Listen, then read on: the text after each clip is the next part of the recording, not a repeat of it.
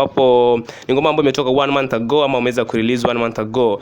Nataka kujua je, idea ilikuwa yako ama ilikuwa your dad, kwa sababu unajua unafanya muziki na your dad na ile ngoma pia uliachilia ukiwa na your dad. Je, ilikuwa idea ni yako ama ilikuwaje kwaje? Idea ilikuwa ya kwangu. Unapokuwa location na your dad, kitu ambacho maybe kilikufurahisha ama kilikuudhi? Two options, maybe kilikuudhi zaidi ama kilikufurahisha, ni kitu gani hicho? Hatuna shida yote wala sikufurahi sana. Lazima kuna kitu ambacho maybe kilikufurahisha, maybe ulipokuwa kwa location, hususan kwa ngoma sawa, maybe anything. Jambo tunahitaji iwekwe kama wimbo wa taifa hivi sasa. Utachagua ngoma gani kati ya ngoma zako zote na utachagua gani kwa nini?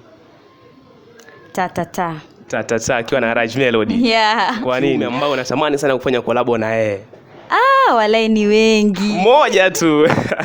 Ni wengi, siwezi taja kwa sababu ni wengi sana. Alafu wasanii wa Coast mashallah talented. Wamebarikiwa.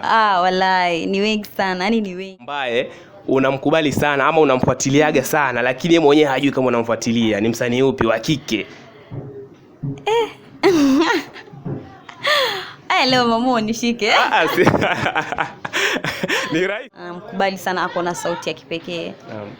Lakini pia nasema kwamba namkubali Nasha Travis kwa sababu Nasha Travis anajua ana muonekano mzuri kwenye kamera and all that. Watu wengi hawajui kuhusu Mishi ama mashabiki zako wengi hawajui kuhusu Mishi, lakini leo ungetaka wakijue ni kitu gani hiki? Mishi ni msanii mwingine amazing sana, mpambanaji, alafu ni mtu mwenye ambaye aliamua hatowahi acha. Si muziki tu peke yake, chochote chenye ambacho naanza siwezi kiacha paka nikamilishe.